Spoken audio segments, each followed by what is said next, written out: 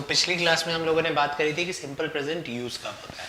आज हम बात करेंगे सिंपल प्रेजेंट के रूल्स की जो हमें एग्जाम्स में ध्यान रखने हैं। इसके बाद जब हमारा सेकेंड टेंस खत्म हो जाएगा then we will start with our tests parallelly, जब हम दो दो टेंसेस को कंपेयर करेंगे अपने टेस्ट में कि किस तरीके की गलतियां एग्जाम्स में आ सकती है। आज सबसे पहले इसके दो हेल्पिंग वर्ब्स होते हैं, do and does. Now the difference between do and does is singular and plural. जब हम एग्जाम्स की बात करते हैं CDS, NDA, SSC, हमारा सिंगुलर प्लूरल बहुत इंपॉर्टेंट पार्ट है। बहुत ज़्यादा क्वेश्चन इस पे डिपेंड होते हैं, कभी इज, कभी आर, कभी डू, कभी डज, कभी वर्ब विद और विदाउट एस। इन दोनों में डिफरेंस क्या है? Do is use with I, you, we and they, and does is use with he, she, it and singular names. अगर एग्जामिनर, तो हमारी फर्स्ट काइंड ऑफ एरर जब हम रूल्स की बात करते हैं तो क्या हो जाएगी? जब एग्जामिनर बोलेगा ही गो टू स्कूल, जैसे ही आपने ही गो टू स्कूल देखा, अब इसमें आपको कितनी भी गलतियां दिख रही हैं, हमारा सबसे पहला स्पॉटिंग एरर्स का रूल होता है कि आपको सेंटेंस फॉर्मेशन की गलती मार्क करनी है, and this is an error of sentence formation. आप एग्जाम में इसको गलत कराते हैं। सही क्या होना चाहिए? ही goes to school। अब जैसे हमने यहाँ पे डू और डज लिखा, ये सेम रूल है। अगर हम वर्ब लिख रहे हैं डू की जगह, तो यहाँ पे वर्ब नॉर्मल आएगा, which means words like go, come without S. और अगर हम सिंगुलर्स पे आ रहे हैं तो हम यहाँ पे वर्ब में एस जोड़ते रहेंगे, which means goes, comes etcetera. Go के बाद, गो की जगह गोज लगेगा। इसी तरह से अगर उल्टा आ जाता है, वो वी लिख देता है, वी की जगह लिख देता है वी गोज या वी प्लेज, तो प्लेज गलत हो गया क्योंकि वी है, वी के साथ क्या लगता है? Without s. हमें क्या लिखना पड़ेगा? We play. तो ये हो गया हमारी फर्स्ट एरर जो एग्जाम में आती है।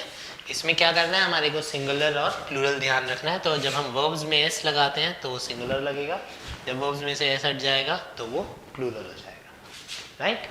इसके बाद अब थोड़े से रूल्स की बात कर लेते हैं। अब हमारे पास चार तरीके के एग्जाम्स में सेंटेंस होते हैं। First is a positive sentence, second one is a negative sentence, third is a WH question, and fourth are yes no questions। मैं बहुत बेसिक टर्म्स लिख रहा हूँ, I am not getting into technical grammar terms like interrogative, affirmative etcetera. Why? Because उनकी ज़रूरत नहीं है हमको सेंटेंस पढ़ के गलती समझनी है। आप कोई भी कॉम्पिटिटिव एग्जाम देखेंगे तो उसमें आपको नाम नहीं पूछेगा कि अफर्मेटिव क्या है, राइट। वो पार्ट्स ऑफ स्पीच का एक अलग से चैप्टर होता है जो हम कोर्स के लास्ट में तो अलग से एक चैप्टर डालेंगे, बट हमारे को यहाँ पे गलतियाँ समझने पे ध्यान देना है। टर्म्स याद रखना बहुत ज़रूरी नहीं है। तो चार तरीके के सेंटेंस होंगे, पॉजिटिव जिसमें नॉट नहीं लिखा होता, नेगेटिव जिसमें नॉट लिखा होता है, WH क्वेश्चंस मतलब मैं आपसे क्वेश्चन पूछ रहा हूँ, what, why, when, where, how, yes no questions, हाँ और ना वाले क्वेश्चंस, राइट। तो इन चारों में कितने तरीके की गलतियां आ सकती हैं उस बारे में हम अब बात करेंगे। तो पॉजिटिव सेंटेंस बहुत सिंपल है। इसमें जो गलती आएगी, जो मैंने शुरू में लिखा, सिंगुलर और प्लूरल की गलती आएगी। आई गो टू स्कूल सही, और आई गोज टू स्कूल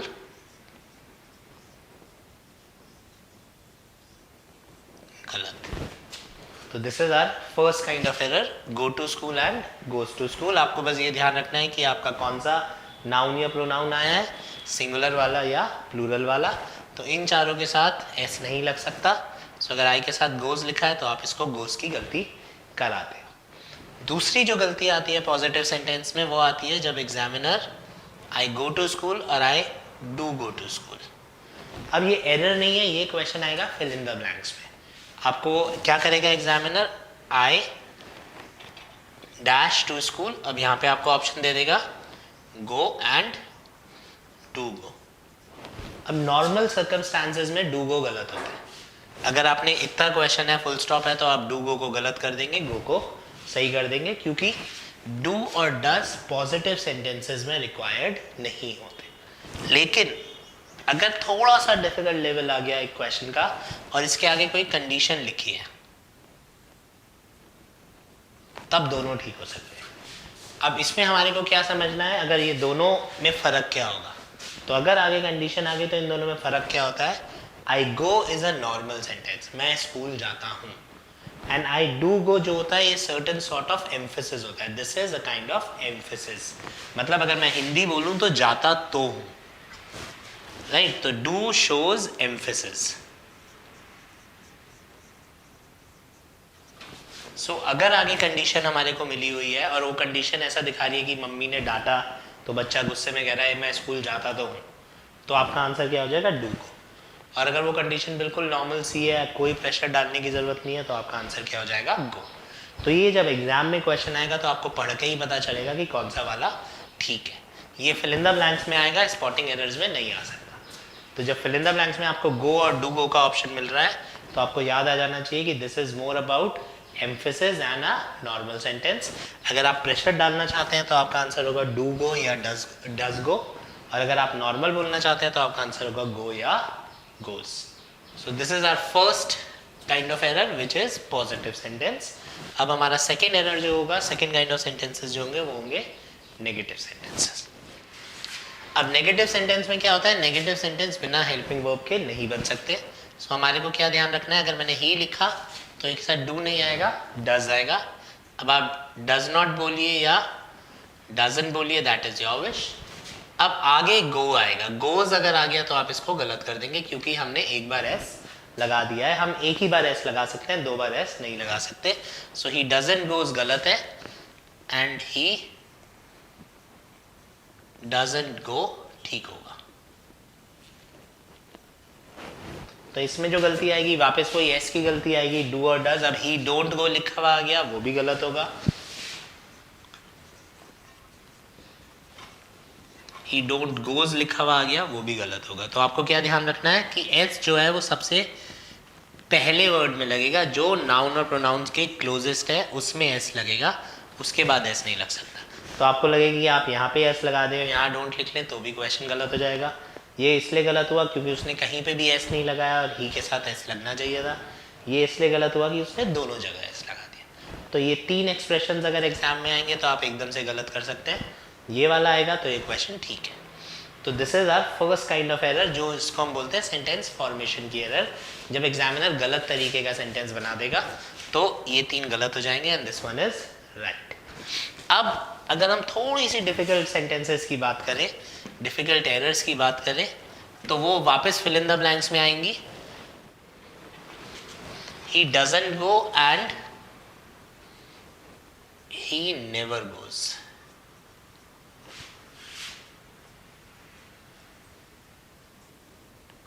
अब क्योंकि नेवर में एस नहीं लग सकता, नेवर वर्ब नहीं है, इसलिए वापस हमने एस का लगाया गोज में। अब इन दोनों का हिंदी क्या हो गया, वो स्कूल नहीं जाता, वो स्कूल नहीं जाता, या वो स्कूल नहीं जाता और वो कभी स्कूल नहीं जाता।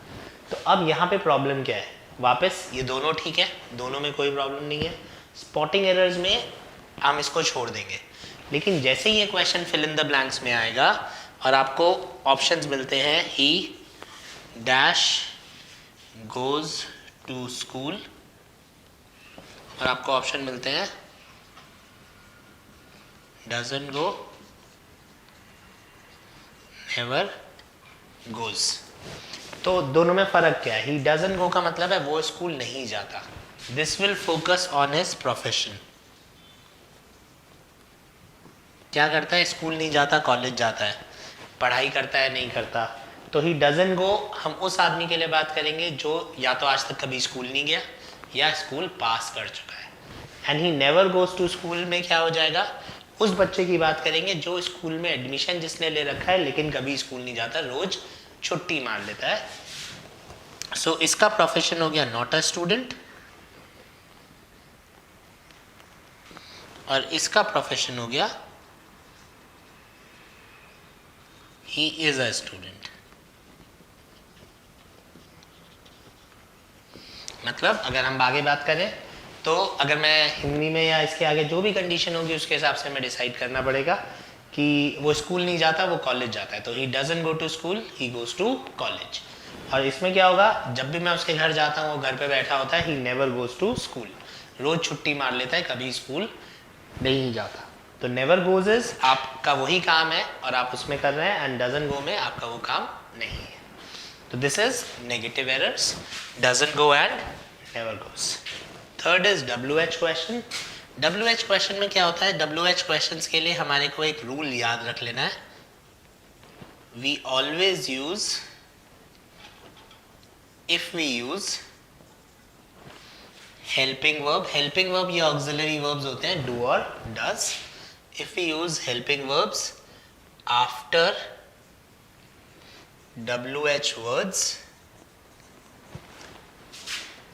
it is a question, else it is a sentence. So कहने का क्या मतलब है, अगर WH के बाद हेल्पिंग वर्ब आता है तो उसको हम क्वेश्चन मानते हैं, और WH के बाद हेल्पिंग वर्ब नहीं आता तो उसको सेंटेंस माना जाता है। चाहे आप डू लगाइए, चाहे डोंट लगाइए, चाहे डज लगाइए, चाहे डजंट लगाइए, फर्क नहीं पड़ता। तो for example, Y do you study and why you study. अब इन दोनों का मीनिंग सेम हो सकता है हिंदी में, तुम क्यों पढ़ते हो और तुम क्यों पढ़ते हो, लेकिन इंग्लिश में क्या होगा या एग्जाम्स में क्या होगा, why do you study is a question and why you study is a sentence. So अब क्या करेगा एग्जामिनर, वो एग्जामिनर वाई यू स्टडी लिख के आगे क्वेश्चन मार्क दे देगा। तो अब जैसे ही एग्जामिनर ने आगे क्वेश्चन मार्क दिया, आपने देखना है कि यहाँ पे हेल्पिंग वर्ब है कि नहीं है। यहाँ पे कोई हेल्पिंग वर्ब नहीं है तो आप इस वाले पोर्शन को गलत कराएंगे, राइट।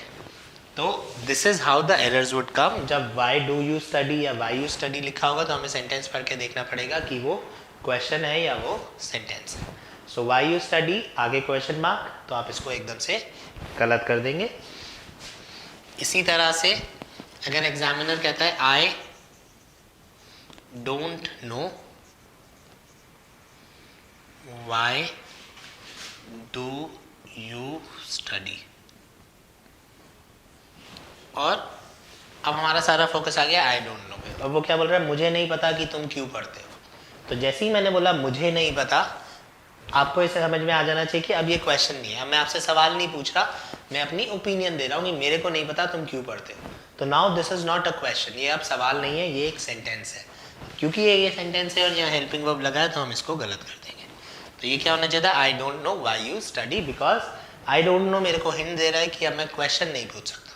तो इस तरीके के बहुत सारे एक्सप्रेशंस एग्जामिनर एग्जाम में ला सकता है। तो आपको बस ये रूल याद रखना है कि WH के साथ हेल्पिंग वर्ब आया तो वो क्वेश्चन माना जाएगा, और WH के साथ हेल्पिंग वर्ब नहीं आया तो वो क्वेश्चन नहीं हो सकता। अगर आपको ये रूल याद रहेगा, अब एग्जामिनर कैसा भी एक्सप्रेशन लाए, आप सेंटेंस आपको ठीक से समझ में आता है, तो you would be able to solve the question. Why do you study is a question, why you study is not a question. This is our error number 3. Error number 4 is yes no questions. Yes no questions में कुछ नहीं होता खास।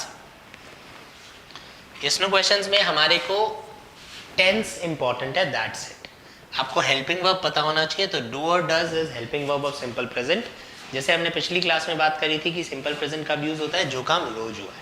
तो इसमें केवल हमारे को क्या आएगा कि एग्जामिनर ने लिखा do you study,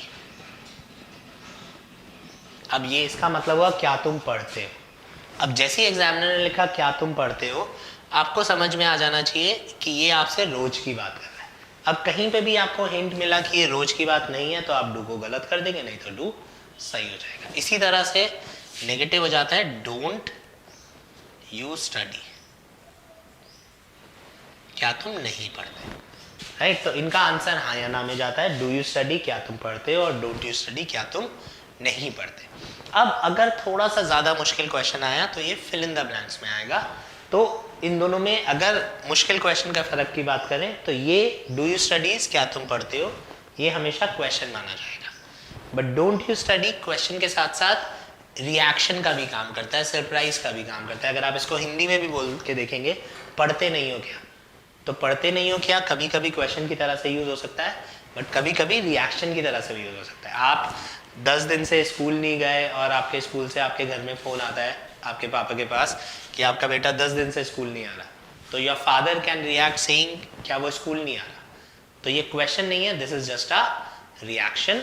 so this can also be used as a reaction. तो अगर एग्जामिनर ने कहीं पे भी ये कंडीशन दी हुई है जिसमें मेरे को पता चल रहा है कि वो रिएक्ट कर रहा है, उसको झटका लग रहा है, वो सरप्राइज हो रहा है, तो हम डू यू स्टडी की से मूव करके कहाँ पे आ जाते हैं, don't you study, and we say don't you study, right. So negative questions can work as surprise as well. Positive questions और positive yes no questions are only used as questions. So कभी कभी ये fill in the blanks का question है, spotting errors में बहुत ज्यादा आने के चांसेस नहीं है, तो अगर फिल इन द ब्लैंक्स में आपको डू और डोंट दोनों का ऑप्शन मिलता है तो आपको पता चल जाना चाहिए कि ये सरप्राइज का काम भी करेगा और ये क्वेश्चन का काम तो दोनों करते ही हैं, तो ज्यादातर आंसर आपका नेगेटिव वाला होता है। तो ये 4 तरीके के रूल्स हमारे हर टेंस में होते हैं, हर टेंस में रिपीट होंगे, तो हमारे को ये बहुत आसानी से याद हो जाएंगे once our tenses are over. The last part is question tag.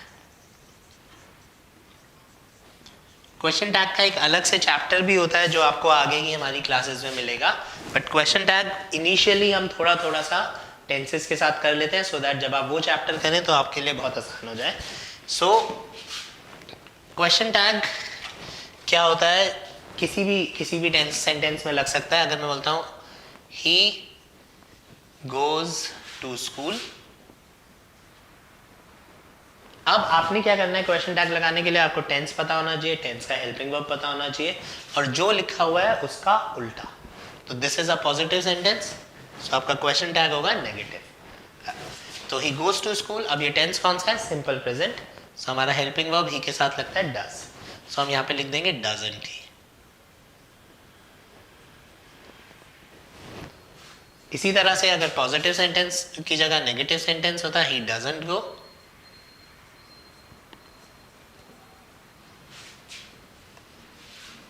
तो हम यहाँ पे लगा देते डज ही। इसी तरह से ही की जगह आई यू वी दे होता डू यू स्टडी, तो हम लगा देते डोंट यू, और अगर हम लिख देते दे डोंट स्टडी, तो हम लिख देते डू यू, डू दे।